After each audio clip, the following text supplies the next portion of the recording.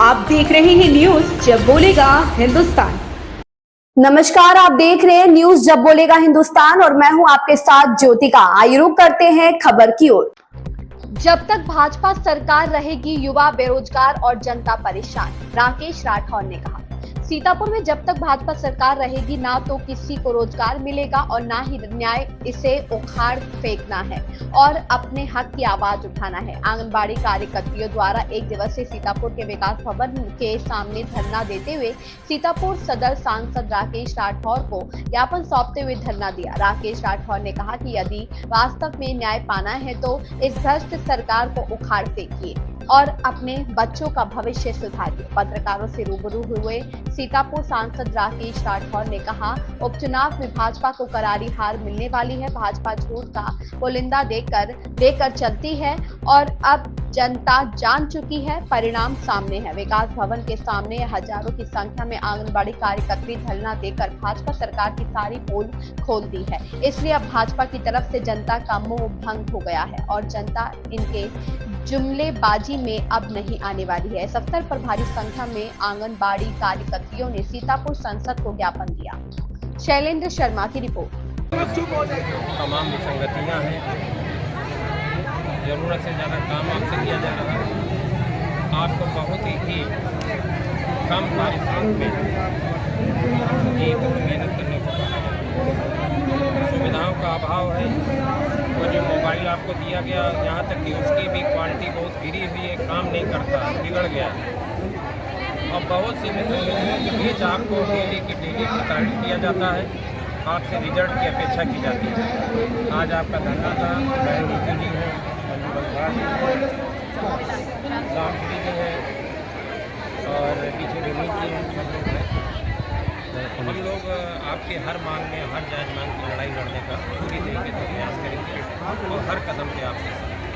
सांसद जी, आज आप लोगों का ज्ञापन लेने आए हैं, लेकिन आप सुबह से ही प्रदर्शन कर रहे हैं। यहाँ पर कोई प्रशासनिक अधिकारी अभी तक नहीं है। हाँ, तो नहीं आएगा। प्रशासन के लोग निष्ठुर हैं, कानों में तेल डाल के सुई लगा के बैठे हैं। उनको इनकी पीड़ा से कोई लेना देना नहीं। उनको मुख्यमंत्री को रिपोर्ट देना है, बस एकमात्र काम उनके पास है कि मुख्यमंत्री को रिपोर्ट प्रेषित करना है, अपने नंबरों को बढ़ाना है और भारतीय जनता पार्टी के नेताओं के तलवे चाटना है। इसके अलावा प्रशासन के पास कोई दूसरा काम नहीं है। तो आपकी पीड़ा से कोई तवज्जो देने का ज्ञापन नहीं लेने आए तो कोई खास। प्रधानमंत्री जी कहते हैं कि रोजगार पूरी बेचना भी है और थोड़ा चलना भी है, और आपने अभी उल्लेख किया कि एक पूरी चलने वाले को यहाँ पे धमकाया गया है। एक नहीं, शहर के अंदर जो सड़क के किनारे बेचारे लोग लगाए हैं, शाम तक 100-200 रुपये कमाना जिनके लिए मुश्किल का काम है। और दीपावली के भी 4 दिन हैं। कल यहाँ का ईओ गांधी पार्क बड़ौद में जो लोग पूरी लगाते हैं उनको हटका के आया है और कहा है कि मैं किसी की सुनूंगा नहीं। अगर उस तक मेरी बात पहुँच जाए तो सुनना सुनाना के तो ज़िंदगी भर के लिए याद रहेगा या भूल जाएगा। अगर कहीं उतर आया सड़क पे और गरीबों के उत्पीड़न का अगर तुमको मजा देना बंद नहीं किया तो बहुत दिक्कत का काम हो जाएगा। अभी एक शासनादेश आया है कि केले कुल्फे वाले को परेशान ना किया जाए। इसके बाद यहाँ का ईओ सबसे ऊपर है, यहाँ का ईओ सबसे ऊपर है। वो कहता हम सबसे ऊपर है और बताता है मैं गोरखपुर से आया, बहुत बड़ी चीज़ है। तो वो इतनी बड़ी चीज़ है, कभी अगर टकराहट की बात पैदा होगी तो चीज़ और स्वाद बेस्वाद पता चलेगी। सांसद जी, अब बात कर लेते हैं उपचुनाव होने जा रहे हैं। कांग्रेस ने कहा है कि हम सरकार को ही एमएलए में हमको सीट नहीं देते। वो सीट देने की बात नहीं, पूरी तरीके से गठबंधन मजबूत है। इंडिया ब्लॉक के जो लोग हैं यहाँ उत्तर प्रदेश में समाजवादी पार्टी सीटों पर लड़ रही, कांग्रेस के लोग उनका साथ दे रहे हैं। पूरी तरीके से गठबंधन मजबूत है और 27 में उत्तर प्रदेश में ये जन विरोधी सरकार को उखाड़ फेंकने के लिए संकल्प है। सांसद जी, आंगनबाड़ी की लड़ाई कैसे लड़ेंगे? हम आपका ज्ञापन ले लिए हैं और ज्ञापन का अध्ययन करेंगे। जहाँ जहाँ हमको कहने की ज़रूरत है, जहाँ जहाँ हमको लिखने पढ़ने की ज़रूरत है, पूरा प्रयास करूँगा। और फिर भी अभी दिसंबर माह में एक बड़ा धरना कर रहे हैं, प्रयास करेंगे कि वो महीने भी यहाँ की शामिल हों और दिसंबर माह के अंदर जगह और स्थान तय हो जाए, डेट तय हो जाए तो प्रशासन को दिसंबर में पता चल जाएगा कि पक्ष विपक्ष का भेदभाव कितना महंगा काम होता है।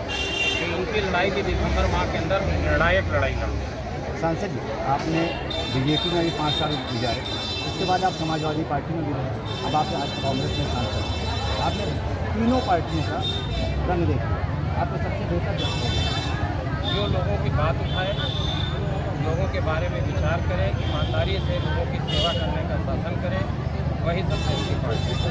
आज हमारे राहुल जी पूरे देश के अंदर घूम रहे हैं, जाति जनगणना की बात कर रहे हैं, तमाम तरीके के मुद्दों को उठा रहे हैं और पूरे देश के अंदर घूम घूम के लोगों की, महिलाओं की समस्या सुनने का प्रयास करें, किसानों की, छात्रों की। तो इससे बेहतर इस देश के अंदर कोई दूसरा नेता है। समाजवादी पार्टी में आपने काफ़ी प्रयास किए, काफ़ी समय देखा, उसके बाद में आप कांग्रेस में आए।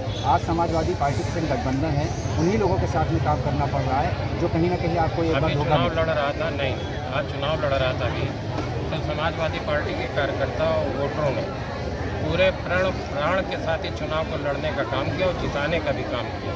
और ये जो 90,000 की जीत है, इसके पीछे समाजवादी पार्टी का प्रत्येक कार्यकर्ता, नेता और सभी का बहुत बहुत धन्यवाद। सबका खून पसीना भी उसमें लगा। और चुनाव के रिजल्ट क्या होगा? और चुनाव के रिजल्ट सकारात्मक होंगे। भारतीय जनता पार्टी धूल चाटेगी।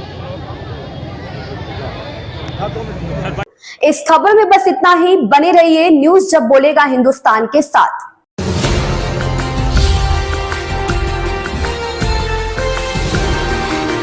आप देख रहे हैं न्यूज जब बोलेगा हिंदुस्तान।